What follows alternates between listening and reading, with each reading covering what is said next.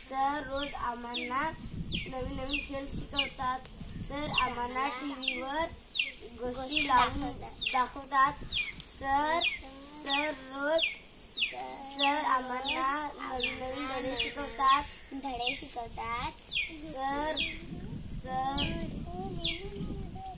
Sir शाळेत आल्यावर आमचे परिपाठ घेतात. आता तुम्ही सांगितले माझ्यातले चांगले गुण, आता मी तुमच्यातले काय चांगले गुण सांगतो. श्रीकांत हुशार मुलगा आहे, रोज शाळेत येतो, कधी गैरहजर राहत नाही.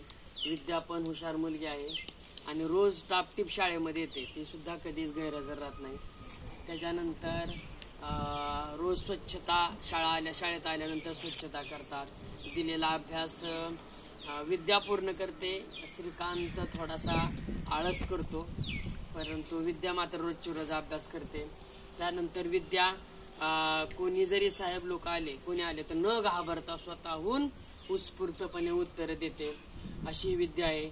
आणि विद्या वाचनामध्ये हुशार आहे, लेखनात हुशार आहे, गणितामध्ये हुशार आहे. म्हणजे तिला जे शिकवलं जातं त्या गोष्टीचा ती घरी गेल्यानंतर सराव करते आणि जास्तीत जास्त आत्मसात करण्याचा ती प्रयत्न करते. तिला नवीन नवीन पुस्तकं वाचायला आवडतात. ती नेहमी मला विचारते की सर हे माझं पुस्तक वाचून झालेलं आहे, आता मी वेगळं पुस्तक ग्रंथालयातलं वाचायला घेऊ का. म्हणजे हे तिच्यामध्ये खूप चांगले गुण आहेत. एवढंच नाही तर ती खेळायला सुद्धा हुशार आहे. श्रीकांत सुद्धा हुशार आहे, वेगवेगळे खेळ खेळतात दुपारच्या वेळेला. त्याच्यानंतर दुपारच्या वेळेसला हे विचारतात की सर झाडांना पाणी घालू का आपल्या परसबागेमध्ये. श्रीकांत परसबागेमधल्या आपल्या हे असतील वांग्याची झाड असतील, टोमॅटो असेल, मिरच्या असेल, ह्यांना तो पाणी घालतो. म्हणजे स्वतःहून विचारतो की सर आपण झाडांना पाणी घालायचं का, आणि तो पाणी पण आपल्या मित्रांना घेऊन घालतो. म्हणजे हे तुमच्यामध्ये खूप खूप चांगले चांगले असे गुण आहेत. आता तुम्ही मला माझ्यातले कमतरता सांगा, चुकीचे गुण सांगा, किंवा सर तुम्ही हे चुकीचं करता किंवा तुमच्यात हे कमी आहे, आता ते सांगा. एक दोन गोष्टी सांगा. सर आम्हाला थोडेसे शिकवतात.